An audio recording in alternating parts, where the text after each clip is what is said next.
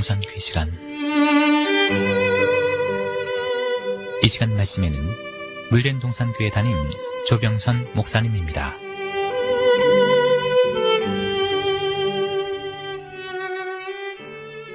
할렐루야, 평안하셨습니까? 짐승의 표에 대한 비성경적인 이야기가 많이 나더라. 그동안 7주 짐승의 표에 대한 성경의 증거를 들려드렸습니다. 오늘은 짐승의 표 마지막 8번째 시간으로 짐승의 표에 대해서 총정리를 하려 합니다. 첫째, 짐승의 표 666이란 하나님이 없는 사단의 영권과 이 세상의 정권과 이 세상의 교권이 결탁해서 하나님을 대적하고 하나님의 백성들을 대적하는 역사가 일어나는 때를 영적 수로 표현한 것입니다. 실제 666은 짐승의 수요, 짐승의 이름의 수였지요. 그러나 영적으로 이 6이란 수는 땅의 만수로 그만큼 하나님을 인정하지 않는 사람들이 세상적으로 인정을 받을 것을 숫자적으로 표현해 주신 것입니다. 두 번째는 이 짐승이 때가 되면 바다에서 나타나는 목적은 지난주에도 말씀을 드렸지만 외적으로는 세계의 권력을 잡고 세계 최강국으로서의 전 세계를 손아귀에 넣으려고 위용을 드러내려 나타나는 것입니다. 그러나 영적으로는 가라지를 단으로 묶게 하시기 위한 하나님의 모략으로 이제 그 일을 시키시기 위해서 갈고리로 그 아가리를 꿰어 그와 연합하고 동조하는 연합 세력까지 그를 따르는 가라지들을 모두 소탕하시기 위한 대작전입니다. 이 하나님의 모략을 알고 모르고가 이제 새로운 판권이 될 것입니다. 세 번째는 이 적그리스도는 사단의 사상과 생각과 뜻을 그대로 닮은 자라는 것입니다. 이 적그리스도는 세력의 신을 숭배해서 제가 2주 동안 강조하고 또 강조했지만 과거 전 세계 지도 3분의 1을 피로 물들인 모택동, 스탈린, 캄보디아의 폴포트, 북한의 김일성, 김정일, 김정은 3대와 같은 자기의 정권을 유지하기 위해서 대량 학살을 서슴지 않는 그런 참남한 인물이 될 것입니다. 이때 이 적그리스도는 자기의 사상, 자기의 생각, 자기의 철학을 사람들에게 강요해서 따르지 않으면 불이익을 당하게 할 것입니다. 이것이 바로 성경에 제시하는 짐승의 표를 이마와 오른손에 받게 한다는 의미였지요. 그러니까 인체에 넣는 생체 인식표에 대해서 미리 걱정하실 필요가 없습니다. 성경에 제시하는 666표는 우리가 예수의 형상을 받는 것과는 달리 마음과 생각에 사단의 속성을 물려받는 것이기 때문입니다. 자, 네 번째는 이 적그리스도의 시대가 오기 전에 먼저 세계적으로 신앙의 다원주의와 인본주의, 물질주의가 꽃피운다는 사실입니다. 그 결과 심판하시기 위해 이방 짐승을 끌어내신 것이지요. 이스라엘의 역사가 증명해 주는 것이 있습니다, 여러분. 그것은 그들의 신앙의 삶이 타락의 길을 갈 때 늘 외적인 시험이 왔습니다. 그런데 그들이 하나님의 말씀을 순종하고 잘할 때는 오히려 이스라엘이 그 시대의 강국이 되어 부와 평화를 함께 누렸습니다. 이렇게 이방 짐승을 붙여주신 것은 이미 영적으로 사단의 공격을 받아 신앙이 타락되었기 때문이다. 그래서 666은 인간의 왕국을 건설하려는 사람들의 철학과 세계를 의미한 것입니다. 과거 하나님의 백성이 하나님의 이름의 영광이 아닌 우리의 이름을 내자 하고 바벨탑을 쌓았던 것처럼 하나님 없는 세상을 이룩할 수 있다는 그 무지한 바벨탑의 재판의 행태가 장래 일어난다는 것입니다. 자, 다섯째는 그러나 이 가운데 먼저 전 3년 반 두 중인의 시대가 열린다는 사실입니다. 물밑에서는 적그리스도의 각종 종교 다원주의가 서서히 꽃을 피우고 또 다른 한편에서는 짐승의 시대에 어떤 일이 일어날 것인가, 이 일은 하나님의 어떤 계획하에 일어나는 것인가를 미리 깨달은 두 중인들이 장래 될 일을 미리 선포해서 많은 사람들이 짐승의 표를 받지 않도록 신앙의 각성 운동이 일어나는 때입니다. 그런데 이 전 3년 반을 포함한 후 3년 반 전체를 7년대 환란이라고 하는 것은 바로 물밑에서는 짐승의 시대를 준비하는 세력이 있기 때문이요. 신앙의 타락 현상이 종말론적으로 심판을 불렀기 때문입니다. 이때 두 중인들이 일어나 그동안 감춰졌던 하나님 나라 4가지 비밀을 드러낼 것입니다. 여러분, 하나님 나라 4가지 비밀이 무엇이었습니까? 첫째는 교회가 비밀이었습니다. 둘째는 참 목자가 비밀이었습니다. 셋째는 음료가 비밀이요. 넷째는 누가 적그리스도인가? 이것도 비밀이었다는 사실입니다. 그런데 두 증인들이 일어나서 누가 진짜인가 누가 가짜인가를 밝히니 여러분 어떤 일이 일어나겠습니까?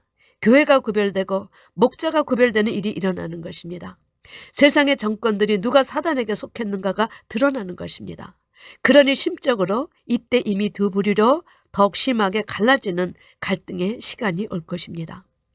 여섯째, 드디어 적그리스도가 세상 권세를 모두 잡습니다. 이 기간은 하나님이 합법적으로 사단에게 붙여주신 때이지요. 하나님이 자기 뜻대로 할 마음을 저에게 주사 한 뜻을 이루게 하시고 저희 나라를 그 짐승에게 주시되 하나님 말씀이 응하기까지 하심이니라. 계시록 17장 17절 말씀입니다. 그러니 여러분 상상을 해보시기 바랍니다.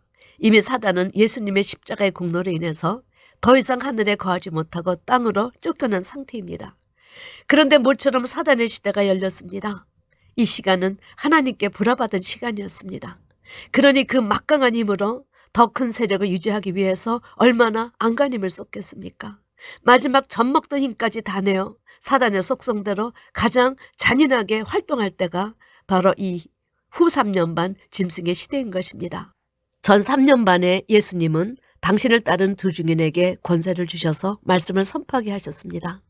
후 3년 반에 사단은 어떻게 하겠습니까? 참 재미난 사실은 이 사단이 예수님을 모방해서 저도 짐승의 입에 말의 권세를 준다는 것입니다. 그런데 예수님은 두 증인들에게 생명을 살리는 입의 권세를 주셨는데 사단은 짐승에게 큰 말과 참남된 말하는 입을 주었습니다. 얼마나 웃깁니까? 자식은 부모의 붕어빵이라고 적그리스도는 이때부터 큰 말과 참남된 말을 하기 시작합니다. 여러분 큰 말이라는 것은 적그리스도가 세계를 움직일 만한 그런 위력 있는 언변을 구사할 수 있는 능력을 받았다는 이야기요.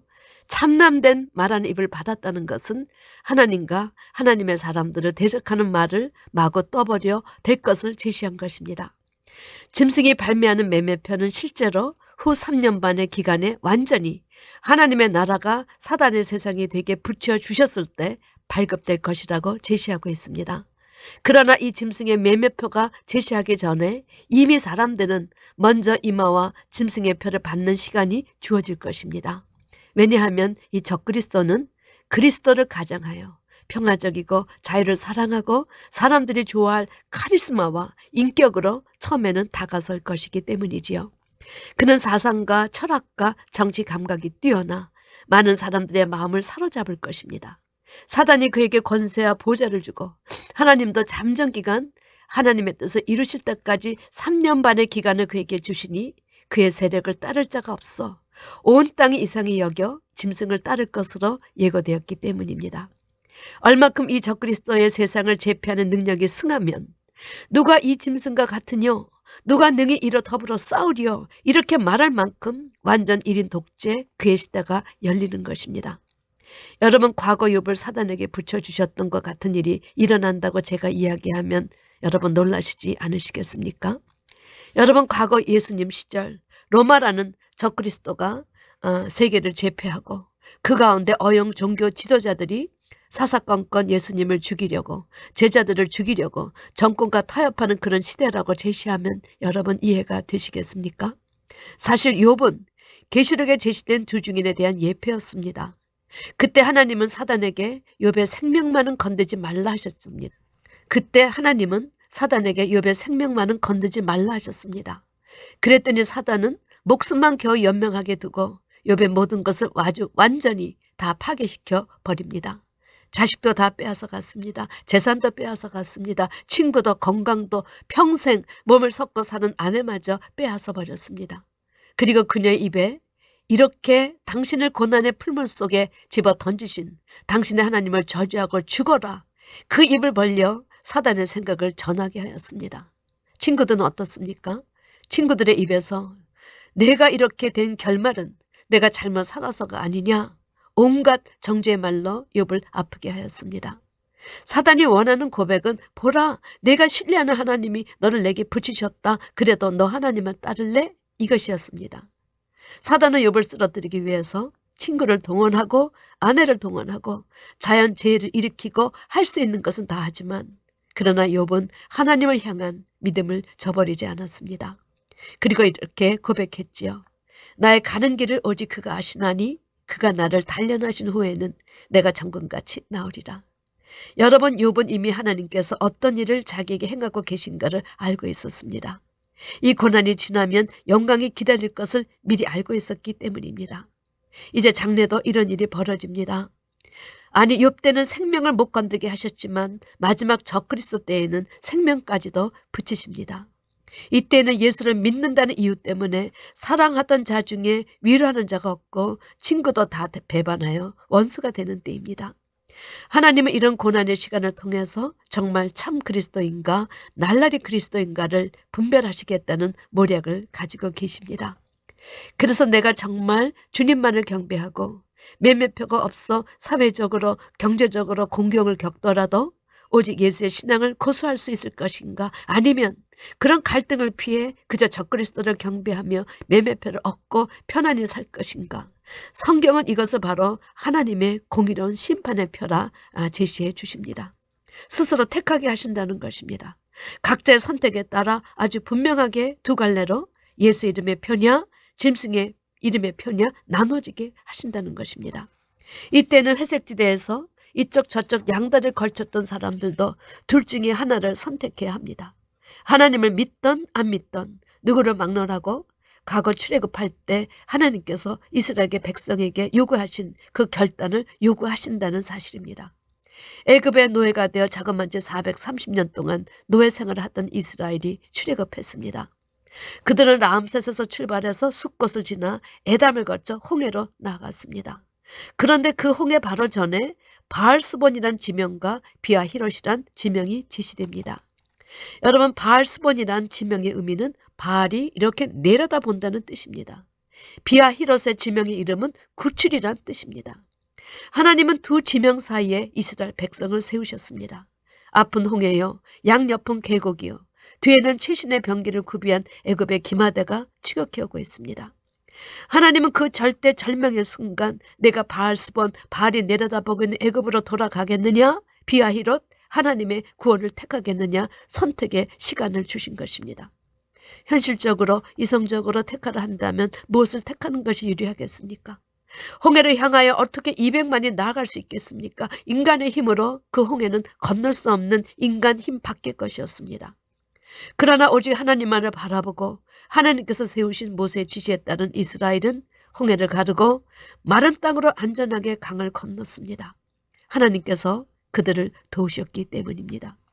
그러나 최신 병기를 가지고 그들을 쫓아왔던 애굽 병사들은 하나님의 전능의 힘이 함께하지 않으니 그 최신식 무기가 오히려 그들을 바닷속으로 사장하게 하는 도구가 되었다는 것입니다. 하나님은 손 하나 대지 아니하시고 이성적으로 현실적으로 생각했던 자들을 무섭게 하셨습니다. 여러분, 이것입니다. 이것이 믿음입니다. 이것이 장래 나타날 하나님의 역사입니다. 장래도 마찬가지인 것입니다. 막강한 적그리스도 시대에서 인간적으로 생각하면 믿음의 사람들이 살아갈 수가 없습니다. 하나님은 이때 너희 신앙의 결산표를 제시하라 하십니다. 더러운 짐승과 우상을 경배하며 절하고 매매표를 받을 것이냐, 아니면 다시 다니엘의 세 친구처럼 욥처럼 과거 홍해를 향하여 묵묵히 걸어갔던 이스라엘처럼 무엇을 택할 것인가. 여러분, 이 표를 마지막 결산표를 하신 것은 또 다른 의미로 공의의 심판의 표이기 때문입니다. 우리가 성경에서 계속 보아야 할 그림은 나타난 말씀 속의 그림뿐만이 아니라 바로 감추어진 말씀 속에 감추어진 그림이라는 사실입니다. 우리 주님은 마태복음 13장에서 하나님의 나라는 마치 밭에 감춘 보화와 같으니 사람이 이를 발견하는 숨겨두고 기뻐해 돌아가서 자기 소유를 다 팔아 그 밭을 샀느니라 하셨습니다. 여러분, 하나님의 나라는 밭이 아니라 그 밭에 감춰져 있는 보화입니다. 밭은 누구나에게 다 보이는 것으로 밭은 교회를 의미합니다. 그러나 오늘날 성도는 밭에 보화가 감춘 것을 발견하지 못해서 기쁨도 없고 자기 소유도 전혀 팔려들지 않고 그냥 밭만 구경하려 합니다. 하나님께서 교회를 심판하신 이유는 바로 이 밭 속에 숨겨진 보화인데 이 보화는 찾지 않고 밭에서 놀고 자기의 배만 불리니 진노하시는 것입니다. 부디 밭에 감추는 보화를 발견하셔서 자신도 누리고 남도 나눠드리는 여러분과 제가 되기를 주님의 이름으로 축원합니다. 아멘.